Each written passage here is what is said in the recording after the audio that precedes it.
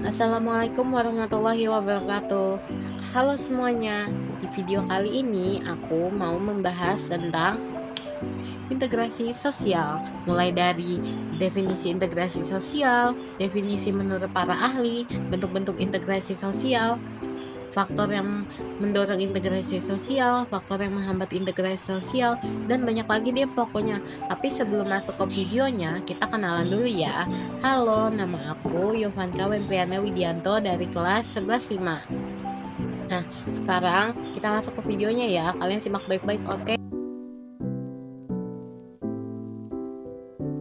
Nah, tapi sebelum masuk ke videonya, pertama-tama yang harus kita ketahui adalah tujuan pembelajarannya, yaitu agar para siswa-siswi mampu memahami definisi integrasi sosial, mengetahui definisi integrasi sosial menurut para ahli, mengetahui bentuk-bentuk integrasi sosial, mengetahui faktor-faktor yang mendorong integrasi sosial, mengetahui faktor-faktor penghambat integrasi sosial, dan mengetahui proses terbentuknya integrasi sosial beserta contoh-contohnya. Nah, jadi integrasi sosial itu apa sih? Integrasi sosial merupakan proses penyesuaian unsur-unsur yang berbeda di dalam masyarakat sehingga menjadi satu kesatuan. Unsur-unsur yang berbeda tersebut dapat meliputi perbedaan kedudukan sosial, perbedaan ras, etnik, agama, bahasa, kebiasaan, sistem nilai, dan norma. Ada banyak definisi integrasi sosial menurut para ahli, tapi di sini saya hanya memberikan 3 contoh saja. Yang pertama, menurut Sujono Sukamto, adalah satu di antara bentuk proses sosial yang dilakukan oleh berbagai pihak di dalam mengatasi permasalahan dalam kehidupan masyarakat. Permasalahan yang ada biasanya dilatar belakangi adanya kekerasan, konflik sosial, dan ancaman dari pihak lain atau kelompok lain. Yang kedua, menurut Abdul Shani, adalah tidak cukup hanya diukur dari kriteria berkumpul atau bersatunya anggota masyarakat secara fisik, akan tetapi terdapat konsensus yang menjadi pengembangan sikap solidaritas dan perasaan manusiawi. Yang ketiga, menurut Michael Benton, adalah pola hubungan yang mengakui adanya perbedaan ras dalam masyarakat, akan tetapi tidak mengurangi fungsi penting perbedaan ras tersebut. Nah, selanjutnya adalah bentuk-bentuk integrasi sosial. Yang pertama ada integrasi normatif, diartikan sebagai bentuk integrasi yang terjadi akibat adanya norma-norma yang berlaku di masyarakat. Dalam hal ini, norma merupakan pedoman untuk melakukan hubungan sosial dalam masyarakat yang berisi perintah, larangan, dan anjuran agar seseorang dapat bertingkah laku dengan baik. Dengan adanya norma-norma tersebut, dapat mempersatukan masyarakat dan menciptakan kehidupan yang harmonis.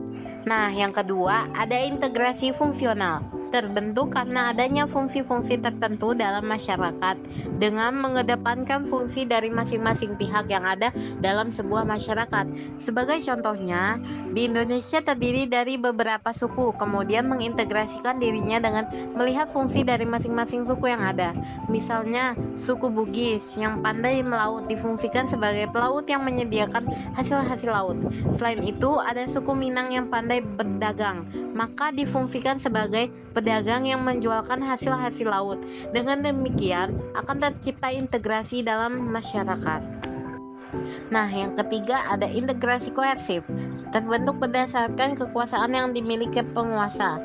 Dalam hal ini, penguasa menerapkan cara-cara koersif atau kekerasan. Sebagai contohnya, polisi yang memberikan gas air mata untuk menghentikan demonstrasi. Hal ini dilakukan karena polisi mengalami kesulitan untuk membubarkan para demonstran. Nah, itu tadi adalah bentuk-bentuk integrasi sosial. Nah, sekarang ada faktor yang mempengaruhi proses integrasi sosial. Yang pertama, tercapainya suatu konsensus mengenai nilai-nilai norma-norma sosial. Yang kedua, norma-norma yang berlaku konsisten dan tidak berubah-ubah.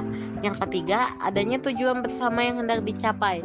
Yang keempat, anggota masyarakat merasa saling bergantung dalam mengisi kebutuhan-kebutuhannya. Yang kelima, dilatar belakangi oleh adanya konflik dalam suatu kelompok. Nah, selanjutnya ada faktor pendorong integrasi sosial. Yang pertama, adanya pengakuan kebinekaan. Yang kedua, adanya kesamaan dalam heterogenitas. Yang ketiga, perasaan saling memiliki. Yang keempat, tercapainya suatu konsensus mengenai nilai dan norma-norma sosial. Yang kelima, norma-norma masyarakat tersebut konsisten dan tidak berubah-ubah. Nah, itu tadi faktor pendorong integrasi sosial. Sekarang ada faktor penghambat integrasi sosial. Yang pertama, konflik pertentangan akibat tidak tuntasnya penyelesaian suatu masalah. Yang kedua, persaingan yang tidak sehat mengarah pada kontroversi dan perpecahan. Yang ketiga, prasangka buruk yang dilatar belakangi oleh cemburu sosial. Yang keempat, fanatisme berlebihan karena perbedaan ras, etnis, kebudayaan, agama, daerah, tempat tinggal, dan mayoritas serta minoritas. Yang kelima, perbedaan perlakuan pemimpin terhadap warga masyarakat, baik secara kelompok maupun secara individual. Nah, selanjutnya kita akan membahas tentang proses terbentuknya integrasi. Ada beberapa proses, yaitu asimilasi, akulturasi, dan akomodasi. Nah, yang pertama ada asimilasi. Asimilasi yaitu proses yang ditandai dengan adanya usaha mengurangi perbedaan yang ada di antara individu atau kelompok dalam masyarakat, sehingga menghasilkan suatu kebudayaan baru dan melemahkan bahkan menghilangkan kebudayaan sebelumnya. Di dalam prosesnya, setiap anggota masyarakat akan berusaha untuk meningkatkan kesatuan sikap, tindakan, dan juga proses mental, namun tetap memperhatikan kepentingan bersama.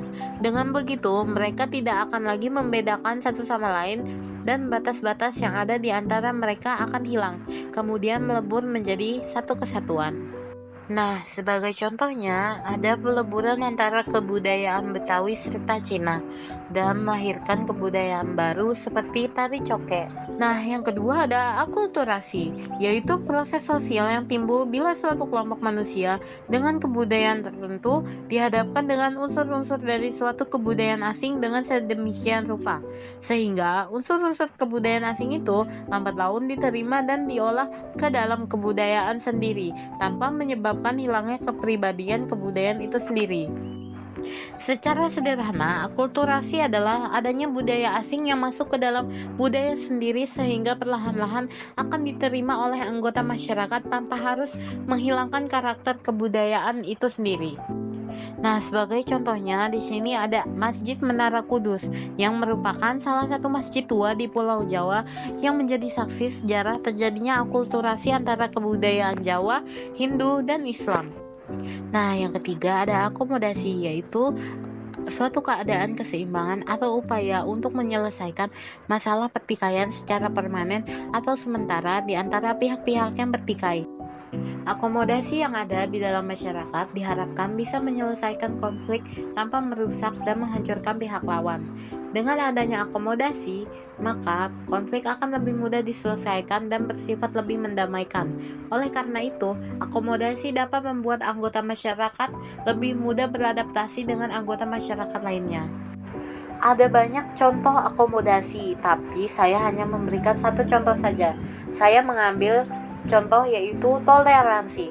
Toleransi itu ketika setiap masyarakat saling menghormati agama, ras, suku lain yang berbeda dengan tidak merendahkan atau membedakannya. Nah, dari video pembelajaran tersebut yang dapat saya simpulkan adalah integrasi sosial merupakan upaya untuk menyatukan perbedaan-perbedaan yang ada di dalam masyarakat agar perbedaan-perbedaan tersebut dapat menjadi satu kesatuan, agar perbedaan tersebut tidak menyebabkan konflik dan mengakibatkan perpecahan di dalam masyarakat.